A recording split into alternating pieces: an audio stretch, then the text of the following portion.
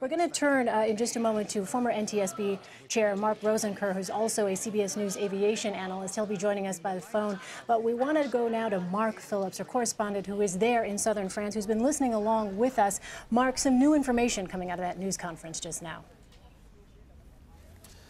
Well, new information, but not a lot of it. The most significant thing, I think, was the discussion about what was on the cockpit voice recorder and how much of what was on that recorder they're willing to talk about now.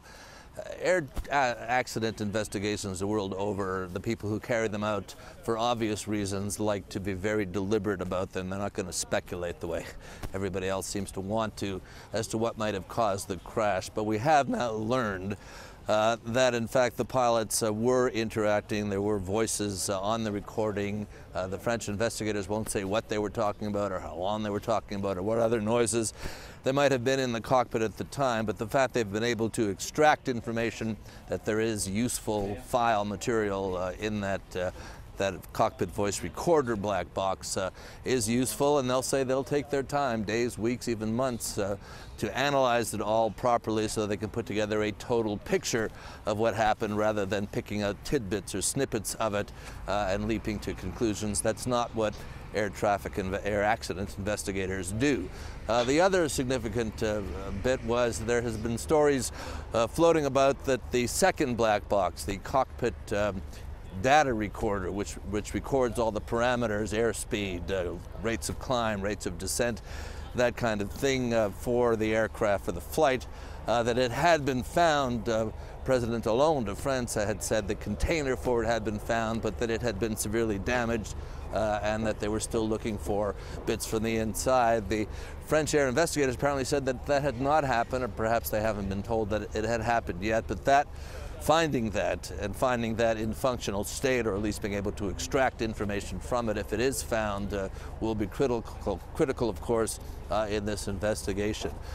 So some assurances that the investigation is proceeding, they have material to work with, but no leaping to conclusions to help the grieving families and everybody else interested in what happened to this plane.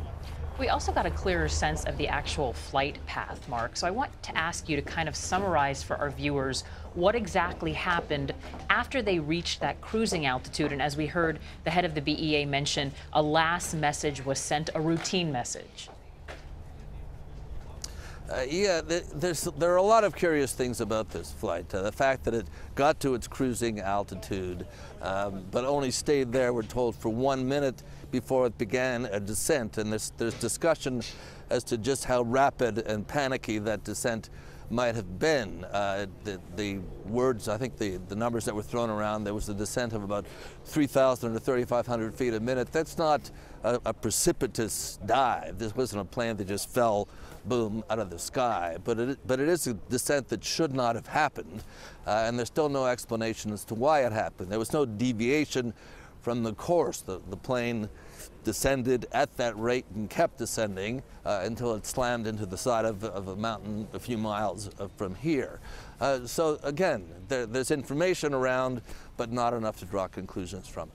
All right, Mark, we'll ask you to stand by a moment. We want to turn now to former NTSB Chair Mark Rosenker, who is also a CBS News aviation analyst. And Mark, I want to go over the descent and also, because we got a little bit more information about that, but also ask you a question about something that the BEA had said. First of all, we know now that it was a 10-minute descent. Yesterday we'd been hearing, and even earlier this morning, we'd been hearing that it was an 8-minute descent. This information just coming out in this news conference is now that it was a 10-minute descent. I'm also curious, the sounds that a cockpit voice recorder records in a cockpit when there is an emergency or crisis situation, Mark, what are the sounds that would be recorded on that device, in addition to, of course, the people in the cockpit? Well, depending upon what is going on and what, in fact, is creating the emergency that the pilots have to deal with, you could hear anything from voices to basically sounds that, in fact, sound like horns. So we don't know which one of those we're going to be able to hear, and actually you may hear a combination of both. You could hear buffeting. You could hear sounds coming potentially from the engine. There are lots of things that you could hear from the cockpit voice recorder. There are 4 microphones in that cockpit which are collecting all of those sounds in addition to any traffic that would be coming from the controllers to the crew. You know, Mark, I think that this was so eagerly anticipated because so many of us felt like if they have the first audio recording, we might get some glimpse into what exactly happened in the final moments and have some idea of what the pilots were up against. I thought it was interesting, though, that the head of the French NTSB made reference to how the first recording in the boxes and the second box, they almost have to be looked at in tandem. What do they do once they have audio with the metrics that are in the second case that, as we mentioned, is still missing, the second black box? Well, right now they're having to deal with what they have, and that is the CVR. We were somewhat disappointed to hear early on that it had been damaged, but they were able to reconstruct the chips and get the voice data from an audio file, which is going to be extremely helpful. They have actually gotten to listen to the voices. Now, with that said, there's still a great deal of analysis to be done. Even though you are hearing these things, you have to actually try to understand at what time are you hearing these things, and actually the flight data recorder helps to match up not only the timing, but also the performance of the aircraft at that moment. So both of them clearly give you the best picture.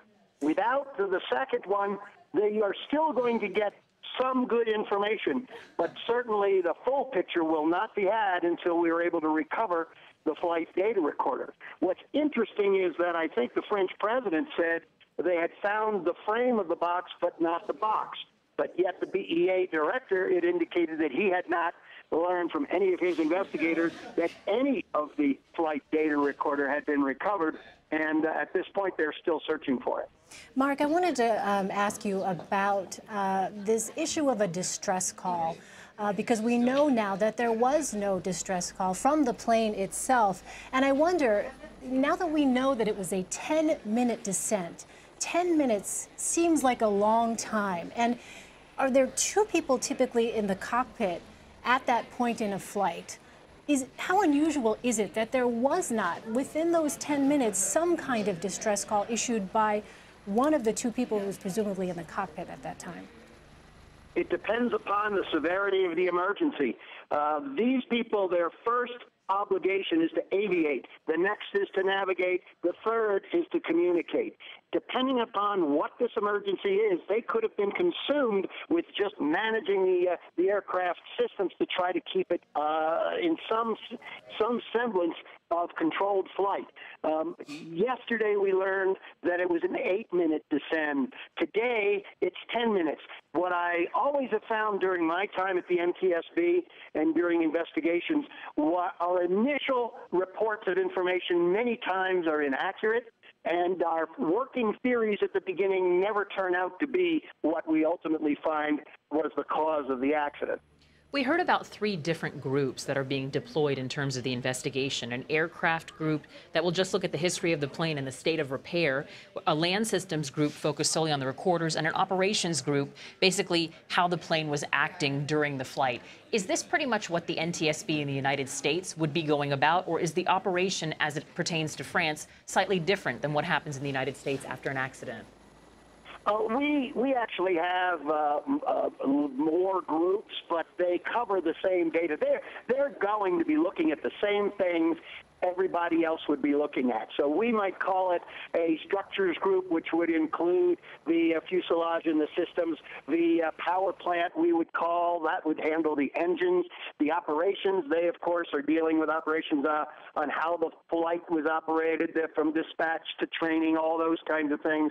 And then of course the maintenance group, they're going to be looking at how the aircraft had been maintained during its history and any type of potential flaws that may not have been handled properly and signed off properly.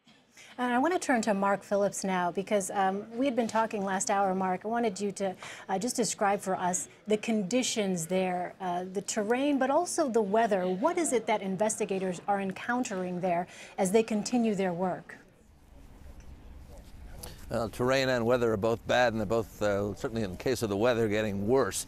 There were fears since the time of this crash that the window and how often and how frequently they could get to the crash might be closing. There was a forecast today for rain and snow. In fact, today started all right, but it's cooled down a lot, and the ceiling has come down a lot, and it's they're still flying back and forth, but one wonders how long they can do it. It'll be dark here in an hour or two anyway, and that'll pretty well curtail today's operations. The terrain, you couldn't imagine a worse terrain to try to do this kind of data and information recovery that the French investigators are now undertaking. The slope, we're told, is at about a 60-degree angle. There's 500 or 600 yards of elevation difference between one end of the crash site and the other. This plane smashed into this mountainside. It broke up into too many pieces to count, and it tumbled around down the mountainside, and moving around on that to try to retrieve information is proving to be extremely difficult. We're told that the investigators are having to rope themselves together in some areas of the crash site to get at the pieces that they want to look at. So this is a really tough job that they're undertaking in pretty adverse circumstances, and it seems that there's snow coming and it's getting colder. What about the volunteers? We heard Hollande and Angela Merkel both make mention of everyone in that region that is just helping. What's the sense you get from all of those volunteers who are also dealing with grief? They really have rallied to the cause here. They're anticipating the arrival even of family and friends of the victims who would want to come and see the area where their loved ones were lost. One of the reasons that the government leaders here, Merkel and Hollande and the Spanish Prime Minister as well, have come here was to allow an entry, if you will, or at least some association with the area on the parts of the people in their country who are shocked, and of course particularly the relatives and friends of those who died in this crash. There'll be a little ceremony up there to do that. But the volunteers have set up they've set up obviously a makeshift morgue here for when they start bringing bodies down, but they brought counseling in. People have offered to house relatives when they come in, giving up their homes, that kind of thing. It's been a pretty strong sense of community that's developed out of this, and not just nationally, locally in France. This involves Spain, France, and Germany primarily. Other victims we know as well, including the two Americans that we've talked about earlier today. It's an international effort.